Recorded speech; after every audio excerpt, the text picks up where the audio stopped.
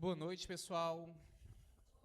É um prazer estar com todos vocês aqui e também com a audiência que está nos assistindo agora pela internet ou depois em outro horário. Ser convidado para debater esse tema é realmente desafiador. A gente está vivendo um mundo muito complexo e plural. Mas antes, deixa eu me apresentar rapidamente. Sou Igor Paim, professor do Instituto Federal de Educação, Ciência e Tecnologia do Ceará. Tenho pesquisas nessa área da educação geral, da educação inclusiva, da educação tecnológica, né? Sou um homem branco, com olhos e cabelos castanhos e estou vestindo uma blusa branca com a logo do evento, né, que é o rosto de um homem cibernético aqui, né, híbrido, e uma calça social azul. Bom, vamos primeiro refletir o que a inteligência artificial representa. Primeira coisa, ninguém nega que ela é uma tecnologia disruptiva. E o que é tecnologia disruptiva? A gente sabe que tecnologia é a aplicação do conhecimento para um fim econômico. Tá? Então, nenhuma tecnologia é neutra. Toda tecnologia tem intencionalidade, tem propósito. Tá? Como a professora Graciele muito bem colocou já anteriormente. Mas tecnologia disruptiva é aquela que, depois dela, as coisas não podem ser como eram antes. Ela muda a trajetória da humanidade. Tá certo? Ela impacta a sociedade de maneira profunda. Por exemplo, a lâmpada frente à vela. O barco a vapor frente ao barco à vela. O carro frente à carroça. A máquina fotográfica digital frente à analógica. A inteligência artificial frente a diversas outras tecnologias e, assim, ela é tão abrangente que é até difícil compará-la com o que antecede. Mas vou mal comparar a web search do navegador do Google, né? Que você fazia uma pesquisa por palavras-chave, ele buscava lá tudo que estava relacionado. Hoje, essa pesquisa é muito mais minerada, muito mais associativa. Né? Realmente, a IA é uma calculadora de palavras. Né? Ela consegue, por estatística, saber o que é que funciona melhor em determinado contexto e determinado encadeamento. Então, realmente, a IA ela chegou de uma maneira escalável ao grande público, realmente marcado ali pelo ChatGPT em novembro de 22. Mas ela já vem evoluindo desde a década de 60. E somente ganhou essa grande proporção por causa dos nanochips, né? esses microprocessadores que são extremamente poderosos, né? O chip H100, H80, que permite uma capacidade de processamento de dados que antes era incomparável. Então, a gente tinha não só a dificuldade da construção algorítmica para a IA funcionar, mas a gente tinha uma dificuldade tecnológica, certo? Então, hoje isso é muito mais aprimorado e a tecnologia da inteligência artificial está crescendo a passos largos. E olha que a gente ainda nem chegou na tal computação quântica que está prevista para 2030. A computação quântica, eu tenho redefinido assim, eu tenho dito que ela é a redefinição da computação. Porque, para você ter uma proporção de escala, o processador Willow, o computador Willow, né, da Google, ele faz em 5 minutos o que um computador normal faria em 10 septilhões de anos. Nem existe esse tempo, né? Porque o universo tem 14 bilhões de anos, então, bilhão, trilhão, quatrilhão, quintilhão, sextilhão, septilhão de anos, então seria todo o infinito, na verdade.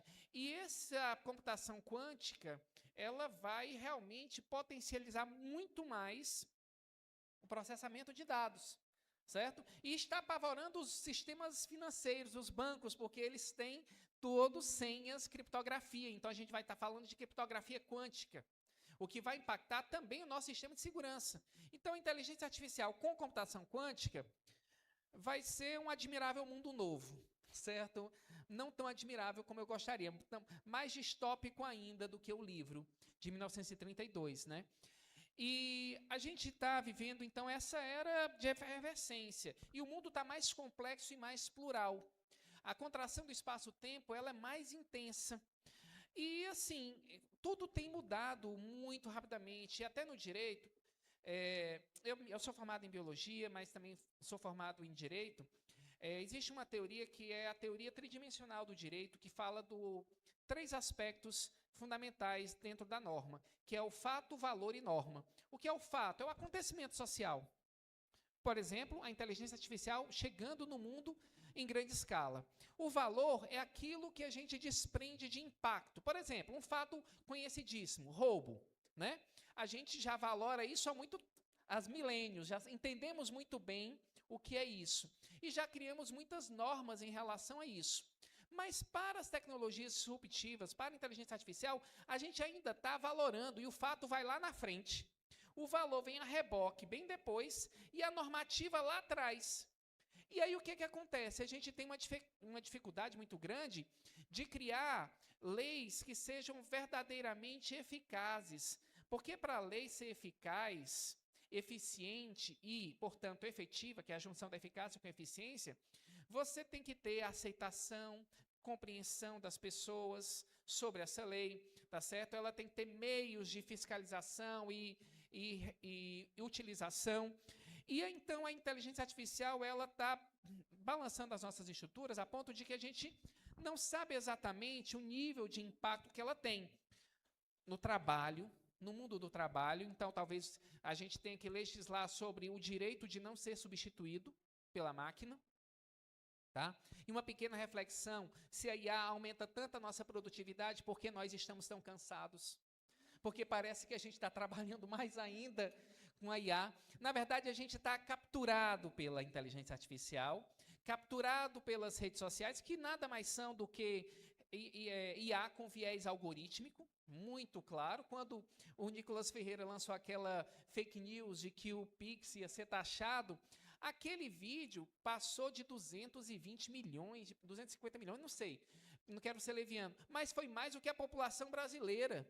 E chegou longe, então estava sendo impulsionado. Havia uma intencionalidade de que aquela informação falsa, né, enviesada, chegasse longe. Então a gente tem que entender que realmente a tecnologia ela sempre tem intencionalidade. E a nossa falta de letramento digital é uma grande vulnerabilidade, ou seja, a nossa incapacidade de utilizar de maneira crítica, criativa, social e ética as tecnologias é muito grande, muito profunda. E, então, o letramento digital, por exemplo, é uma condição sine qua non para a proteção da sociedade, porque ela tem que entender não só o uso da tecnologia, ser alfabetizada, assim como uma pessoa que está alfabetizada não está preparada para o mundo, porque apenas juntar as sílabas, entender uma frase, não quer dizer que ela compreenda de verdade o contexto e as implicações. Quando você passa pelo letramento acadêmico, e vocês estão aqui aprimorando o seu letramento, você se torna muito mais capaz de enfrentar todos os desafios, né? Então, a gente precisa entender os riscos, possibilidades, oportunidades, vieses da IA, entender que ela, ao mesmo tempo, nos ameaça, mas ela nos encanta. Né? Ela é ambígua, ela é ambivalente, o que faz dela realmente disruptivo. Porque aquilo que é disruptivo é difícil de qualificar. Quando o carro foi inventado, se você fizer um estudo histórico, é muito curioso, porque queriam criar leis para evitar os carros. Começaram também a inventar absurdos, místicos. Havia um espírito dentro daquela máquina que fazia ela se movimentar. Né? Então, todas as explicações mais absurdas surgiram. E a gente está vendo que, na verdade, eu queria que o nosso nível de juízo e competência moral, né, o nosso nível de criticidade tivesse evoluído tanto quanto a nossa tecnologia, mas a gente percebe que não, né? Porque ainda essa semana tinha gente bebendo detergente. Então, assim, a gente percebe que a gente ainda está muito fragilizado, vulnerabilizado no plano cognitivo, socioemocional e moral para lidar com esses desafios. Né? Olha o que eu falei, no plano cognitivo, compreensão, socioemocional e moral, tá certo? Para a gente responder adequadamente o quero, posso e devo em relação a tudo isso. Porque tem coisas que eu quero, mas não posso, que eu posso, mas não devo, que eu devo, mas não quero. Quando eu estou todo desalinhado, não quero, posso e devo, eu estou todo errado. E isso precisa ser entendido. E no mundo das tecnologias, a gente precisa entender mais e melhor toda essa, como eu volto a dizer, complexidades e pluralidades. Porque a IA está capilarizada na educação, na saúde, nos transportes, na segurança. Aí, na segurança, a gente pode fazer um pequeno observação. Será que a IA vai ser usada mais para vigilância de determinados grupos e etnias, grupos sociais, que já são mais vigiados, já são mais preteridos, né? Ou ela vai ser usada para oportunizar mais crescimento? Porque ela pode ser usada para tudo, tá certo? Ela pode ser usada para acirrar as desigualdades sociais, como também poderia ser usada para melhorar a qualidade da educação. Mas a gente tem que entender e entender coletivamente, ser discutido nas escolas de maneira transversal e longitudinal, ou seja, transversal em todas as matérias e ao longo de todas as séries, longitudinalmente, para que a gente possa realmente preparar nossos cidadãos para esse mundo. Ano passado, a expressão escolhida foi brain rot, cérebro podre, né? E isso é terrível, porque o nosso cérebro está passando por um processo de encurtamento cognitivo. Ah, Igor, isso é falácia. Não, se você ler o livro Fábrica de Cretinos Digitais, de Michel Demorguet, o título forte, né? Fábrica de Cretinos Digitais. Em francês é Fábrica de Idiotas Digitais, tá? Não sei se é tão melhor na tradução brasileira, mas ele fala da redução do nosso poder cognitivo, tá? Pelo tempo de tela, por uma sociedade mais ansiosa, por uma sociedade mais acelerada, né? E vai se colocar onde é que está mais... Quando você pega um teste de inteligência, você vê que ele tem vários parâmetros, tá? Ele vê a velocidade de processamento, o poder perceptual, a habilidade linguística verbal, a lógica matemática, visoespacial, certo? Memória operacional.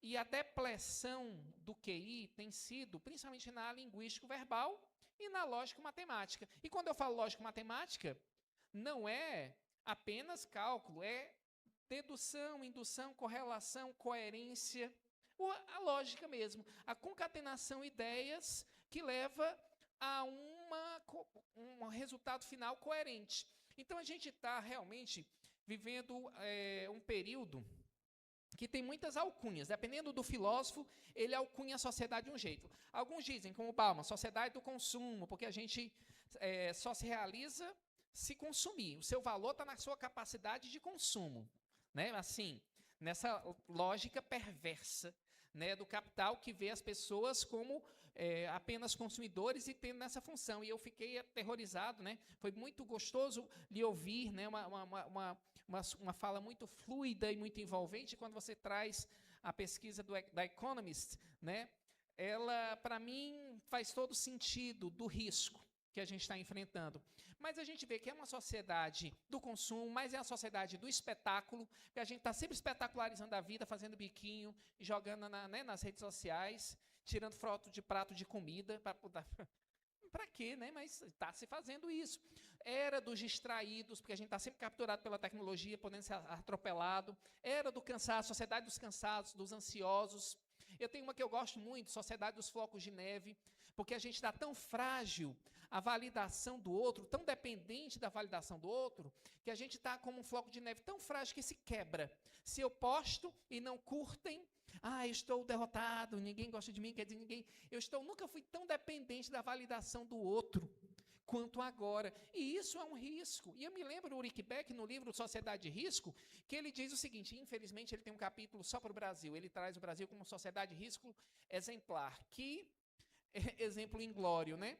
Mas ele diz assim, nós acumulamos riscos de toda ordem e monta, sociais, econômicos, éticos, políticos, ambientais, né, trabalhísticos, tá? E aí agora a gente está num mundo com tantas complexidades e nuances que está difícil de administrar isso.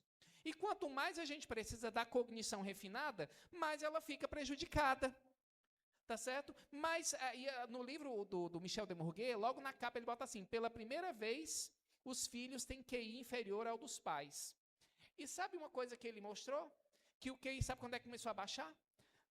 2010. O que aconteceu no ano de 2010? O primeiro smartphone foi lançado. Certo? Então, de lá para cá, só ladeira abaixo. tá certo? E aí eu preciso ser muito claro em dizer que a gente tem que fortalecer o nosso poder cognitivo, tá? A gente tem que aprender não só as high skills, mas também as soft skills. Desenvolver a criticidade, os 6 Cs: criticidade, criatividade, comunicabilidade, colaboratividade, cidadania e caráter, para que a gente possa viver nesse mundo, tá? Que é tão tecnológico e, ao mesmo tempo, tão excludente. E quando a gente percebe que o Brasil é um país que atavicamente fortaleceu desigualdades, recrudesceu essas desigualdades, não resolveu esses problemas, quer dizer, tudo bem que diversas políticas sociais, né, principalmente dos governos de esquerda, trouxeram mais condições de oportunidade. Por exemplo, a Unilab, ela parte desse sentimento, esse senso de propósito ético, né? A gente está numa universidade que tem essa missão de uma luta pela recomposição das igualdades, mas a gente ainda tem muita desigualdade. E como a professora Graciele muito bem colocou, a IA não é neutra, o algoritmo está enviesado porque ele aprendeu com dados enviesados. Então, se ele aprendeu com dados que estavam lá, era sobre racismo, se era preconceito, se era sobre injustiça, se era racismo ambiental, de todas as ordens, ele vai reproduzir aquilo ali. Então, a gente tem que fazer um esforço extra. Infelizmente, assim, a notícia é essa. A gente precisa fortalecer muito mais, porque no direito tem uma frase que ela é cruel, mas é verdadeira. Ele diz assim: a parte interessada que se mova, né? Aí ele diz assim: a gente é a parte interessada, né, que sofre do processo da injustiça social secularmente nesse país, temos que nos mover e nos fortalecer ainda mais. Fortalecer as bandeiras de justiça social, e principalmente frente às tecnologias. Por exemplo, buscar, né, votar bem, votar naqueles candidatos que se preocupam mais com os direitos sociais de verdade, tá? Que vão buscar, por exemplo, fomento à educação, que insira a comunidade negra para as bolsas de ciência e tecnologia, que estão ligados à inteligência artificial, que estão ligadas à cibersegurança, à análise e desenvolvimento de sistemas, porque o que a gente percebe? No final de 24, saiu uma pesquisa do futuro do trabalho que dizia o seguinte: 6 em cada 10 empregos no Brasil, 58%, tá? Estão ameaçados de desaparecerem ou reduzirem drasticamente por causa da inteligência artificial, certo? Então, se a gente não tiver uma população que consiga entender e consiga se especializar nessas tecnologias, a gente simplesmente pode sofrer muito mais da exclusão digital, porque a gente não pode ser só consumidor, tá certo? E entregar nossos dados de comportamento, de preferência. A gente tem que ser criador, desenvolver startups relacionadas à inteligência artificial e observar as profissões que estão surgindo, tá? Que elas também nos oportunizam, e também ver o que sua profissão pode estar correlacionada à inteligência artificial. Eu sou muito prático nesse sentido. É igual como Maquiavel dizia: fique perto dos seus amigos e mais perto ainda dos seus inimigos. Então, me abraço aqui com a IA e digo: quais suas intenções? O que você quer? Quer destruir a humanidade? É a Skynet que está chegando? Né?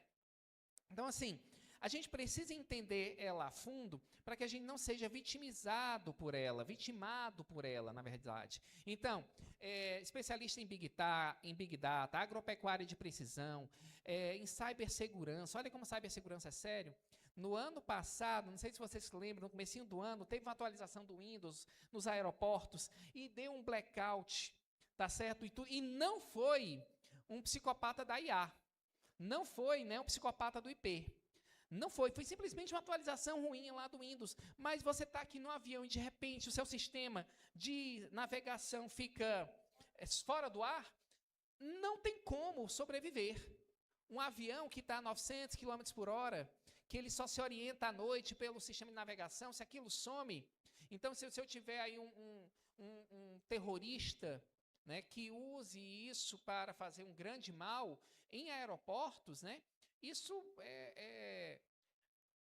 seria catastrófico. Então, a gente precisa desenvolver nossa cibersegurança nesse sentido. E a gente precisa entender que tecnologia ela é apropriada, tá certo? Quem está com o poder econômico se apropria das vantagens do sistema, tá certo? E é claro que quando você via Bill Gates no finalzinho, 1999, foi 2000 por ali, e perguntaram para ele, Bill Gates, se você fosse jovem hoje, no século, né, 21 que se avizinha, né, chegando no 2000, né, no ano 2000, que profissões você iria buscar? Olha, na época é o mais rico do mundo, né? Ele disse o seguinte, aí eu lembro claramente, eu iria ou para a área das fontes alternativas de energia, ou para o campo da biotecnologia, ou para a inteligência artificial. Meu Deus, o cara acertou tudo. Mas é claro, porque ele está com fontes privilegiadas. Ele é gênio? Claro que não. Mas ele se cerca de gênios, de dados. Então, ele tem essa informação privilegiada que nós não temos. E por isso que a gente já tem que correr muito mais do que as pessoas. Hoje, a gente está vivendo mais desigualdade social que existia na Idade Média, por incrível que pareça. Tá certo? Então, assim, por incrível que pareça, parece loucura, né? Mas existe mais concentração de renda hoje que havia na Idade Média, de maneira proporcional. Tá? E a gente não está, o novo pão e circo é isso aqui, é a dopamina barata, que a gente é capturado, né? Enfeitiçado, é o fetiche da mercadoria. Eu sempre ligo, a gente está tão assim alienado para os grandes temas e os temas essenciais da existência humana, que hoje nos Estados Unidos, pelo que eu contei, tem 5 estados com velório drive-thru. E você ouviu, o cara para o carro, está aqui o caixão, ele lamenta de dentro do carro, porque não devemos refletir muito sobre a morte, né? Porque se você refletir sobre a morte, você vai pensar no significado da vida. E aí você diz assim, pô, eu estou gastando minha vida com o quê? Só para consumir, não sei o quê, eu estou perdendo minha vida, sou um funcionário exemplar, mas não vejo um pôr do sol, não tenho esse direito. Tá? Então, quer dizer, a gente está tragado e o ruim, que a gente está achando bom isso tudo. Quando eu digo assim, com muitas aspas, tá? De maneira retórica. Porque a gente está se divertindo com isso aqui. Porque, veja, o celular, os dispositivos móveis e a inteligência artificial, com esse algoritmo direcionado, as preferências entregues, dão a falsa sensação de bem-estar e que gera uma alienação. Né? Teve uma expressão que você usou, um neologismo que tu colocou, que eu gostei muito, não sei se era qual era o algoritmo, depois vou lembrar, que eu gostei muito. E esse é esse cenário, esse admirável mundo novo. Mas a gente tem que ver também o seguinte, o que nós, enquanto academia, estamos fazendo em relação a isso? Também em 24 teve uma pesquisa que era muito simples, com crianças adolescentes, de 14 a 17 anos. A pergunta era simples, o que você quer ser quando crescer? 53% das meninas e 47% dos meninos diziam profissões do século 19 e 20. Ou seja, dentista, médico e tal, advogado, ou seja, mais do mesmo. Alguma coisa errada com essas profissões? Nenhum. Mas eles não estão vendo, não estão cientes das inúmeras oportunidades que estão surgindo. E nem a escola está preparando isso. Então, a gente tem um compromisso ético de tentar alargar a visão das pessoas quanto ao mundo do trabalho, quanto às novas competências, expertises que você precisa desenvolver, porque você pode perder um emprego 2 vezes, para IA ou para alguém que sabe usar IA melhor que você. Certo? E todos os trabalhos que são muito repetitivos, que são muito automatizados, se você tem um amigo que trabalha com telemarketing, por favor, resgate essa alma. Né? Ajude ele a sair dessa vida, né? Porque ele é hoje e não é amanhã. Então, a gente tem que ajudar as pessoas e aumentar esse letramento digital, porque isso é uma condição sine qua non, indispensável, para você ter competitividade. Se chegar o tempo que o Ray Kurzweil diz, no livro dele, A Singularidade Está Mais Próxima, ele escreveu o primeiro livro, A Singularidade Está Próxima. E depois a singularidade está mais próxima. E quando eu fui ver, o quê? Ele fez outro. E o que é a singularidade está mais próxima? O que é a singularidade? É o momento de fusão da mente com a máquina. É o momento em que ele diz que é 2040, que a gente vai, de maneira massificada, implantar chips nos nossos cérebros, certo? Para potencializar o nosso poder cognitivo como uma condição essencial para poder trabalhar, se inserir no mundo do trabalho. Como idiomas, que eu vou adquirir, bem Black Mirror, certo? Bem Black Mirror. Mas já tem hoje gente jogando videogame, jogando Mario, só com a mente. Tá? Pesquisa lá da Neuralink. Eu não ia deixar abrir em meu cérebro e botar um chip, mas sempre tem voluntário para isso, né? E aí tá o cara lá jogando o Mario Kart e outros jogos só com a mente. Para ele, que é tetraplégico, faz muito sentido, tá certo? É até uma fonte de diversão e entretenimento que é totalmente. Mas a gente tem que entender que, mais uma vez, a tecnologia não é neutra, tá certo? Se chegar a um ponto em que a IA seja capaz, né, os chips, de roubarem as nossas preferências diretamente da fonte, né?